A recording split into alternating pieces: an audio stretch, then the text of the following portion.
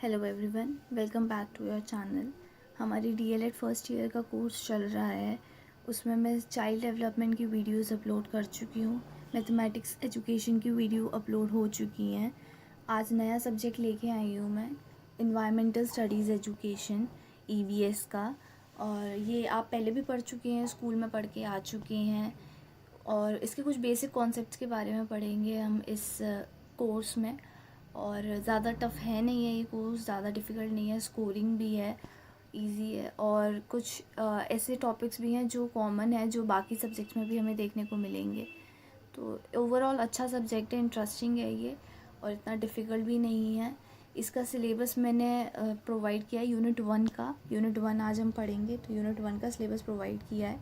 Unit 1 का नाम है concept and objectives of environment studies.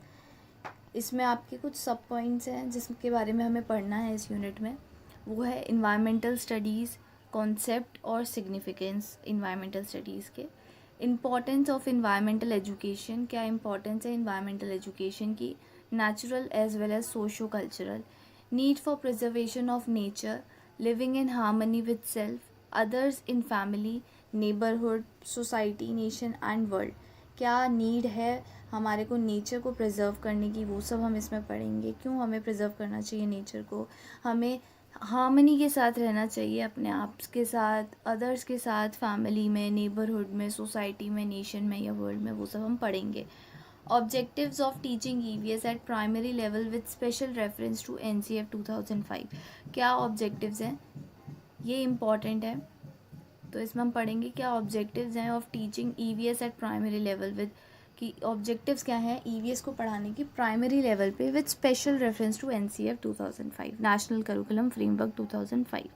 Emerging issues and implications of EVS at primary level, इसके बारे में भी हम पढ़ेंगे।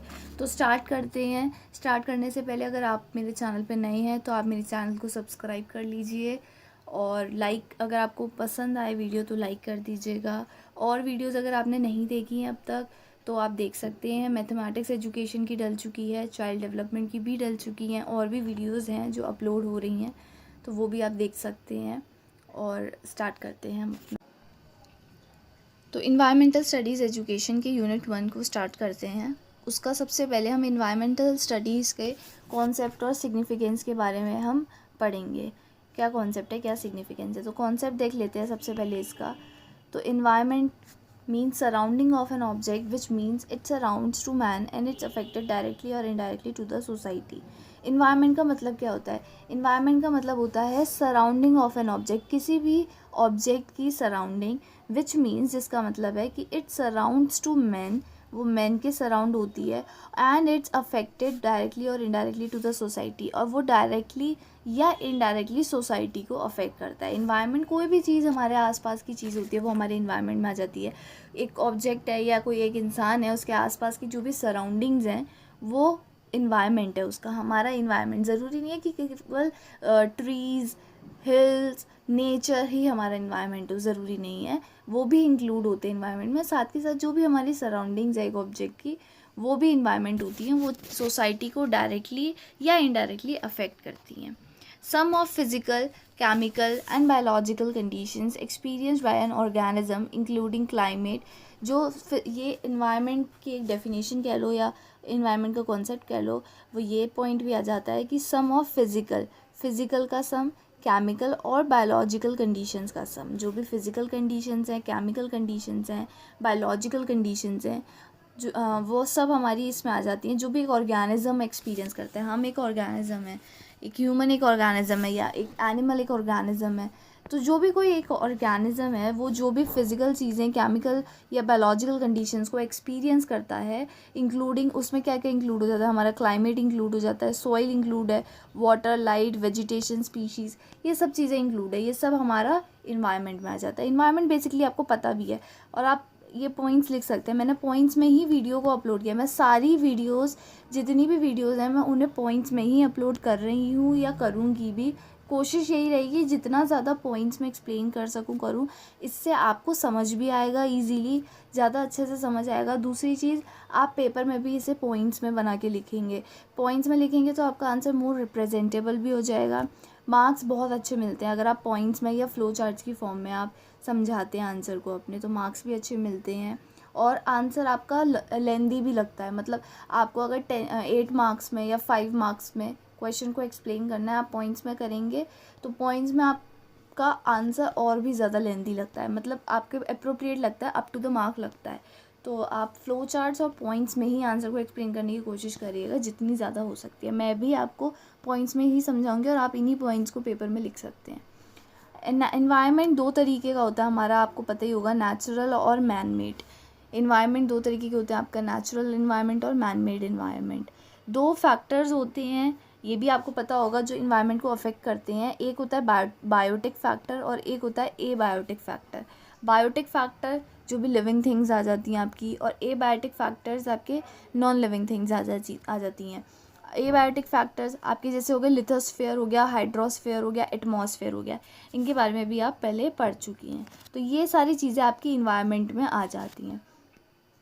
उसके बाद में अच्छा, आप इसके नोट्स भी बना सकते हैं साथ के साथ। जो भी मैं पॉइंट्स हैं, मैंने पूरे प्रॉपर नोट्स बनाए हैं, होपफुली आपको समझ आएंगे। कोई अगर क्वेरी है तो आप मुझे नीचे कमेंट में पूछ सकते हैं, मैं आपको तुरंत एक्सप्लेन करूँगी।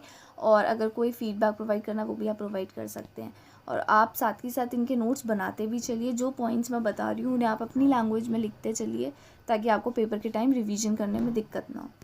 उसके बाद आता है की पॉइंट, दे रखा है इसमें एक मैंने की पॉइंट। मैं आपको बोलती हूँ हर वीडियो में कि हर वीडियो में एक की पॉइंट प्रोवाइड करने की तो एटलीस्ट कोशिश मैं करूँगी। की पॉइंट से आपको हेल्प मिलेगी और कुछ एक्स्ट्रा भी आपको समझ में आ जाएगा उस कॉन्सेप्ट से रिलेटेड। तो इसमें की पॉइंट इम्पॉर्टेंट होता है की पॉइंट। तो इसमें की पॉइंट है कोठारी कमीशन। कोठारी कमीशन आपने उसमें एजुकेशन सोसाइटी में पढ़ा होगा। कोठारी कमीशन 1964 से 66 तक चला था। उन्होंने रिकमेंड करा था that the environmental studies should be as an integrated subject at the class 3rd और 4th लेवल। उन्होंने बोला, कोठारी कमीशन ने ये रिकमेंड किया कि जो इन्वायरमेंटल स्टडीज़ है, ईवीएस जो है, वो एक इंटीग्रेटेड सब्जेक्ट होना चाहिए 3rd और 4th क्लास के लेवल पे। ये कोठारी कमीशन ने बोला। उसके बाद एनसीईआरटी ने कुछ बोला था। एनसीईआरटी 1988 ने फ्रेम किया था सिलेबस को on environmental studies. Environmental studies पे उन्होंने एक सिलेबस प्रोवाइड किया था, फ्रेम किया था प्राइमरी लेवल के लिए। But at the upper primary level it is separate as subject as social studies. लेकिन प्राइमरी लेवल पे तो उन्होंने इंटीग्रेट कर दिया कि हाँ, प्राइमरी लेवल पे उन्होंने एक सब्जेक्ट प्रोवाइड कर दिया, सब्जेक्ट के लिए सिलेबस प्रोवाइड कर दिया इन्वायरमेंटल स्टडीज़ पे। लेकिन उन्होंने क्या करा, अपर प्राइमरी लेवल पे उन्होंने ईवीएस को सेपरेट कर दिया सब्जेक्ट पे। फिर वो ईवीएस जो था वो एक सब्जेक्ट बन गया आपका सोशल स्टडीज़ बना दिया ईवीएस को। ठीक है, ईवीएस को सेपरेट कर दिया। आप पढ़ते हैं ना बाद में सोशल स्टडीज़, सोशल साइंस, तो ऐसे सब्जेक्ट में उसे सेपरेट कर दिया।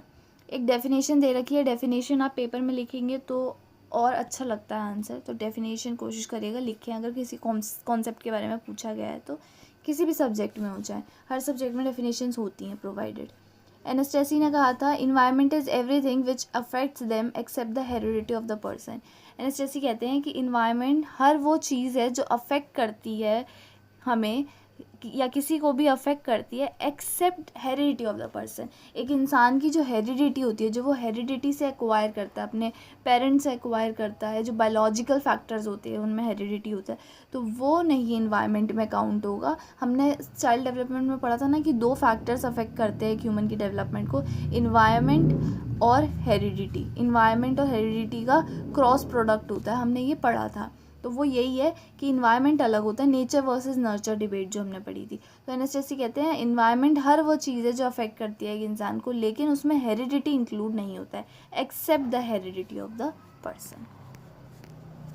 फिर यहाँ पे एक फ्लो चार्ट है, एक डायग्राम है जो दिया हुआ है, मैंने ये आपको समझाने के लिए दिया था। बायोस्फीयर क्या होता है ये समझाया हुआ है इसमें। 3 हमने उसमें स्फीयर्स के बारे में पढ़ा था जो अफेक्ट करते हैं हमारे। 3 अबायोटिक फैक्टर्स होते हैं हमारे, 3 फैक्टर्स होते हैं हमारे, लिथोस्फेयर, एटमॉस्फेयर और हाइड्रोस्फेयर। 3 हमारे हुए, लिथोस्फेयर, एटमॉस्फेयर और हाइड्रोस्फेयर। और इन तीनों को ही मिला के, जिसमें लिथोस्फेयर भी आता है, एटमॉस्फेयर भी आता है और हाइड्रोस्फेयर भी आता है, तीनों को मिला के हमारा बनता है बायोस्फेयर। तीनों को मिला के हमारा बनता है बायोस्फेयर। ठीक है, तो बायोस्फीयर क्या होता है, जिसमें तीनों इंक्लूड होते हैं, लिथोस्फेयर भी, एटमॉस्फेयर भी और हाइड्रोस्फेयर भी। ठीक है, ये सिर्फ समझाने के लिए था, इतना ज़्यादा ज़रूरी है नहीं है ये एज अ पेपर के पॉइंट ऑफ व्यू से। हाँ, पेपर में आ जाता है तो आप इस तरीके से फ्लो चार्ट बना के, डायग्राम बना के दिखाएंगे, बहुत रिप्रेजेंटेबल लगेगा आपका आंसर। सिग्निफिकेंस क्या है इन्वायरमेंट की?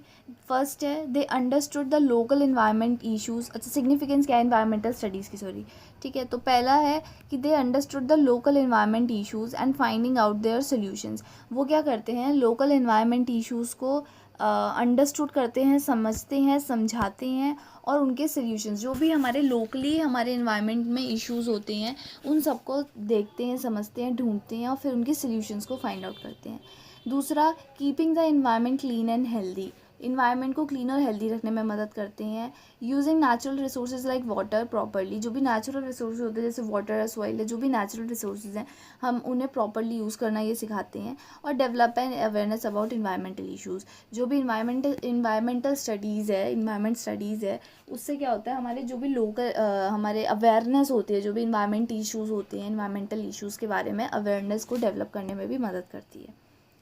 उसके बाद आता है relationship of natural socio cultural environment. Natural and socio cultural environment में क्या रिलेशन है? नेचुरल यानी कि जो हमारा नेचर नेचुरल इन्वायरमेंट होता है, और सोशो कल्चरल, सोशो कल्चरल होता है जो हमारा क्रिएट किया हुआ था। जो सोशल और कल्चरल इन्वायरमेंट फैक्टर्स होते हैं वो हम देख लेते हैं। तो इसमें आ जाता है आपका ये फ्लो चार्ट की फॉर्म में समझाया मैंने ताकि ईजिली समझ आ जाए आपको। Physical environment factor, physical environmental factors होते हैं जो नेचुरल फैक्टर्स होते हैं। इसमें क्या क्या आ जाता है आपका? ज्योग्राफिकल फैक्टर्स, टोपोग्राफी, क्लाइमेट आ गया हमारा, soil, natural vegetation, wild life, ये सारी चीज़ें इसमें आ जाती हैं। उसके बाद आता है कल्चरल इन्वायरमेंटल फैक्टर्स, जो कल्चर से रिलेटेड होते हैं हमारे, जिसमें आपकी ड्रेसेस आ गई, हाउसेज आ गए, क्लोथ्स आ गए, traditions, culture, rituals, festivals, language, art and culture, family, ये सारी चीज़ें हमारी आ गई कल्चरल इन्वायरमेंटल फैक्टर्स में। उसके बाद आता है सोशो इन्वायरमेंटल फैक्टर्स, जो हमारी सोसाइटी से रिलेटेड, जो सोशली हमारे हैं इन्वायरमेंटल फैक्टर्स, जैसे एग्रीकल्चर हो गया, इंडस्ट्री हो गया, ट्रांसपोर्ट, इरिगेशन, गवर्नमेंट, माइंस, ये सारे आ जाते हैं। इसके कुछ और एग्जांपल्स भी हैं जो इसमें आ जाते हैं आपके इसके सोशो इन्वायरमेंटल फैक्टर्स में आ जाते हैं आपके कुछ और एग्जांपल्स भी हैं, जिससे आपका इरिगेशन आ जाएगा, कम्युनिकेशन आ जाएगा, या सोशल इंस्टीट्यूशंस भी आ जाएंगे, गवर्नमेंट आ गई हमारी, या फिर माइंस कह सकते हैं, पार्क हो गया, गार्डन हो गया, ब्रिजेस हो गए, मॉन्यूमेंट्स हो गए, ये सारी चीज़ें हमारी आ जाती हैं सोशियो इन्वायरमेंटल फैक्टर्स में।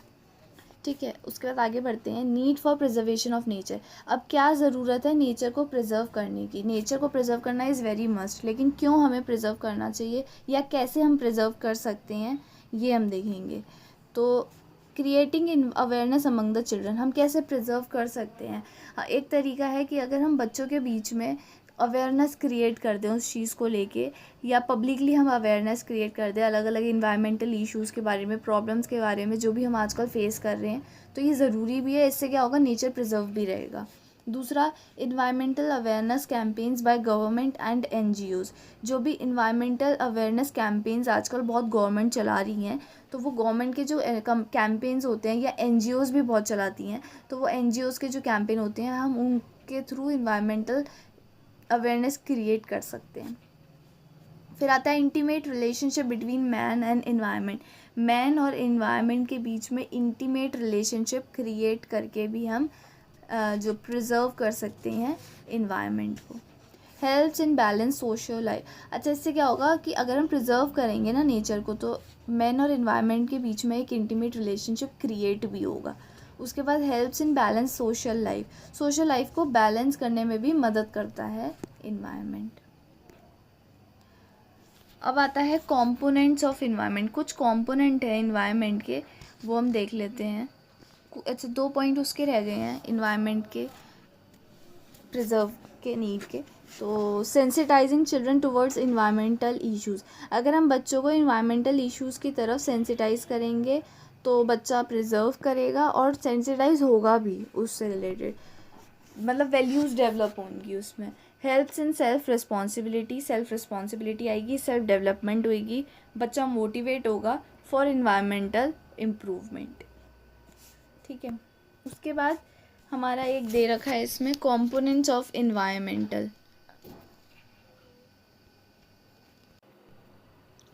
फिर दे रखा है कंपोनेंट्स ऑफ इन्वायरमेंट। 3 कंपोनेंट्स थे, हमने पढ़े थे लिथोस्फेयर, एटमॉस्फेयर, हाइड्रोस्फेयर। ये होते क्या हैं? तो लिथोस्फेयर होता है जो भी सॉलिड होता है हमारा, वो लिथोस्फेयर में काउंट हो जाता है। एटमॉस्फेयर होता है जो एयर होती है हमारी, और हाइड्रोस्फेयर होता है जो लिक्विड। 3 चीज़ें होती हैं, सॉलिड, लिक्विड और गैस। तो सॉलिड आ गया आपका लिथोस्फेयर में, लिक्विड आ गया आपका हाइड्रोस्फेयर में, और गैस आ गया आपका एटमॉस्फेयर में। ठीक है, उसके बाद ये ऑल टुगेदर मिलके बताया था मैंने आपको, ये तीनों चीज़ें मिलके बनाती हैं बायोस्फेयर। बायोस्फेयर में लिथोस्फेयर, एटमॉस्फेयर, हाइड्रोस्फेयर तीनों होते हैं। Biosphere it support all forms of life. Biosphere जो है वो ऑल फॉर्म्स ऑफ लाइफ को सपोर्ट करता है। ठीक है, इसमें 2 तरीके के हमारे इन्वायरमेंट के फैक्टर्स थे, हमने पढ़े थे, बायोटिक इन्वायरमेंट और एबायोटिक इन्वायरमेंट। बायोटिक होता है जो लिविंग इन्वायरमेंट होता है, जो मैंने बताया ही था आपको, और एबायोटिक होता है जो नॉन लिविंग इन्वायरमेंट होता है। बायोटिक में आपके प्लांट्स आ जाते हैं, ह्यूमन आ जाते हैं, एनिमल्स आ जाते हैं, माइक्रो ऑर्गेनिजम्स आ जाते हैं, जो भी हमारी लिविंग चीज़ें होती हैं वो बायोटिक में आ गई। एबायोटिक में हमारी आ गई sunlight, air, water, soil, temperature. जो हमारी नॉन लिविंग थिंग्स होती हैं वो हमारी एबायोटिक में आ जाती हैं। प्लांट्स का क्या काम होता है? रिलीज़ करना O2 को, एब्जॉर्ब करना CO2 को।